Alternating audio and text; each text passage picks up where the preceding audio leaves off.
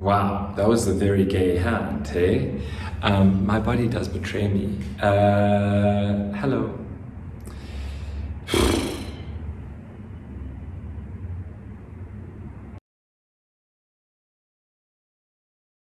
When I go to the supermarket and I walk past the meat aisle and I see people leaning over, choosing which cuts they want, what's the best price, what special is on. I have an out-of-body experience that I'd like to talk about. I'm a vegan, I don't see meat as food. And in that moment, I'm looking at people selecting their cuts and I look at them and I'm like, how do you separate yourself from the violence that is the steak? How do you do that?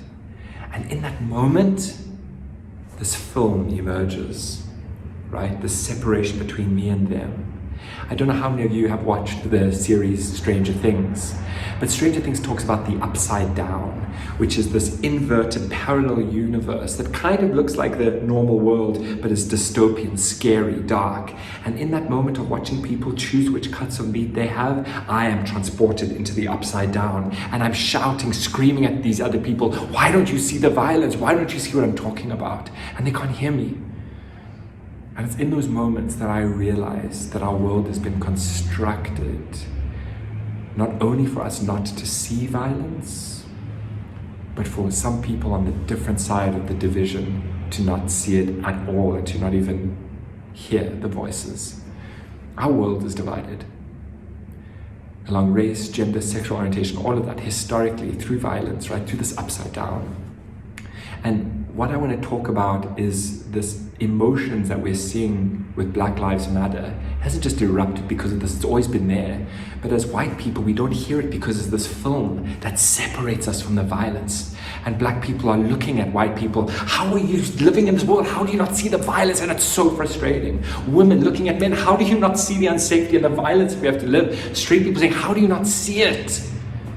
And we don't. Because we've been designed not to see it.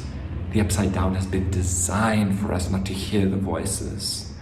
So this moment of me in the supermarket is dystopian.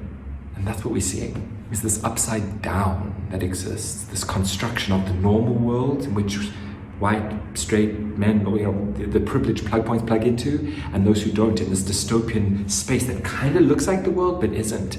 And when we come into organizations, we hear this so beautifully and so classically that it looks like we're all in the same space, but we are not having the same experience. And the anger comes in from people saying, why, how can you not see it? It's so obvious. And that frustration and that resentment, where really what we need to be doing is destroying this upside down, with all of us coming together and talking about this and dismantling this.